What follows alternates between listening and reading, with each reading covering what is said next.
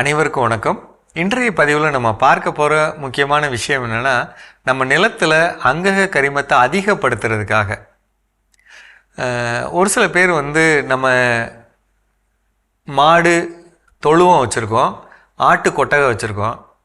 அதுலேருந்து வரக்கூடிய அந்த கழிவுகள் இருக்கு இல்லைங்களா, அதெல்லாம் ஒரு ட்ரம்மு மாதிரி சேர்க்குறோம் அல்லது ஒரு தொட்டி மாதிரி சேர்த்து வச்சுருக்கோம்ல.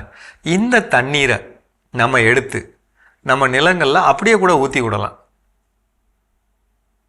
முக்கியமாக அது நெல் வயலாக இருக்கட்டும், அதாவது சாணமும் கோமியமும் இருக்கக்கூடிய அமைப்பு.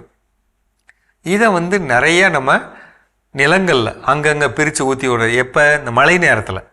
நான் அதுக்காக சொல்கிறேன், மழை காலத்தில் மழை ஈரம் இருக்கும்போது கொஞ்சம் முயற்சி பண்ணி 4 மரங்களுக்கு நடுவா அல்லது பொதுவான இடங்கள்லாம் ஊற்றி விட்டுறது. மழை ஈரம் இருக்கும்போது அது பரவி எல்லா பகுதியிலையும் பரவி நம்ம நிலத்தோட அங்கக கரிமத்தை கூட்டும். அதான் அதோட முக்கியத்துவம்.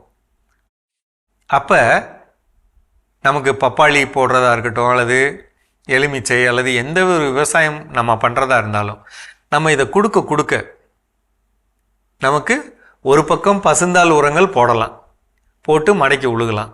என்னால் அது பண்ண முடியல, ஆடு மாடு இருக்குது, அதோட தான் கொடுக்கலாம். அல்லது பன்றி வளர்க்குறோம் அல்லது கோழி வளர்க்குறோம், அதோடைய சாணத்தை நிலம் ஃபுல்லாக பரப்பி போடுறது, சீராக பரப்பி போடுறது, கொஞ்சம் கொஞ்சமாக போடுறது. நம்ம நிலத்தோட மேட்டு பகுதியிலேருந்து போட்டுட்டு வர்றது, போட்டு உழுதுக்கிறது, லைட்டாக உழுதுக்கிறது. ஒன்றுமே இல்லைனாலும் பவர் வீடர் இருக்கு இல்லைங்களா, களை எடுக்கும் கருவி, அதை வச்சு கூட நம்ம ஓட்டிக்கலாம். அப்படி மேலால் சும்மா கிளறி விட்ட மாதிரி அப்படி பண்ணாலே போதும். ஒன்றுமே செய்ய முடியலன்னா தட்டில் எடுத்துக்கொண்டு போய் அப்படியே தூவி விட்டு வந்தாலே போதுங்க. இந்த மழை ஈரத்தில் அதான் படிஞ்சுக்கும். இந்த தென்னை மட்டை வச்சுருக்கவங்கெல்லாம் நம்ம என்ன செய்யலாம்னா, தென்னை ஓலையை மட்டும் சீவி, நடு தண்டு இருக்குது பார்த்தீங்களா, அதை எடுத்துடலாம். நடு ஓலையை மட்டும் சீவி 4 மரத்துக்கு நடுவாக போட்டு வைக்கலாம். இந்த மழை ஈரத்தில் அது மக்கி தூளாகி அப்படியே பூமியில் விழுந்துடும். இந்த ஹியூமஸ் மண்ணுக்கு கிடைக்கும். மாமரத்தில் இலை விழுந்திருக்கு பார்த்தீங்களா, அதெல்லாம் கூட்டி எரிக்காமல் நிலத்தில் அங்கங்கேயே போட்டுடணும். எந்த மரத்தில் எந்த காடு வச்சுருக்கோம்னா அந்த காட்டிலேருந்து விழுந்த இலையை அங்கேயே போட்டுடணும். அதுவே மக்கி கீழே போகிற மாதிரி. வேஸ்ட் டீகம்போசர்னு ஒரு பொருள் இருக்குது. அது நம்ம வாங்கிக்கிட்டோம்னா ஒரு பாட்டில் 60 ரூபா அப்படி விற்கிறாங்க. அப்படி வாங்கிக்கிட்டோம்னா 200 லிட்டரில் அந்த ஒரு பாட்டிலை கலந்துட்டு ஊற வச்சு 2 கிலோ நாட்டு சர்க்கரை போட்டு வச்சிடலாம். மூடி போட்டு வைக்கலாம். 3 நாள் தரக்கூடாது. அடுத்த 4 நாளுக்கு மூடியோட திறந்து மூடலாம். மொத்தம் 7 நாள். இப்போ நமக்கு 7ஆவது நாள் என்ன கிடைக்கும்? 200 லிட்டர் பொருள் கிடைக்கும். அதிலிருந்து ஒரு 40 லிட்டர் எடுத்து இன்னொரு 160 லிட்டர் தண்ணியோட கலந்து இந்த நிலம் ஃபுல்லாக ஊற்றி விடலாம். திருப்பி அடுத்த வாரம் இன்னொரு அதில் அந்த 40 லிட்டர் எடுத்தோம் இல்லைங்களா, அதில் ஒரு 40 லிட்டர் தண்ணி ஊற்றி வச்சுருக்கலாம். அடுத்த வாரம் திருப்பி அதிலேருந்து இன்னொரு 40 லிட்டர் எடுத்து ஊற்றலாம். இது மாதிரி திருப்பி இந்த மழை காலத்தில் நிலம் ஃபுல்லாக ஊற்றி விடலாம். மண்ணுக்குள்ளே நமக்கு தெரியாத மரப்பொருள்கள் மக்கும். மண்ணில் இருக்கக்கூடிய சரளை கல்லுக இருந்துச்சுன்னா அதெல்லாம் உடையும், தூளாகும். இந்த வேஸ்ட் டீகம்போசரை இப்போ போடலாம். அப்படி போடுறப்ப அது ஒரு பக்கம் அந்த வேலை நடக்கும், இலைகள் மக்கும், மக்களை மண்ணில் அந்த அங்கக கரிமம் அதிகமாகும். இந்த மழை காலத்தில் எப்போ வரலும் செய்யலாம்? டிசம்பர் மாதம் வரையிலும்.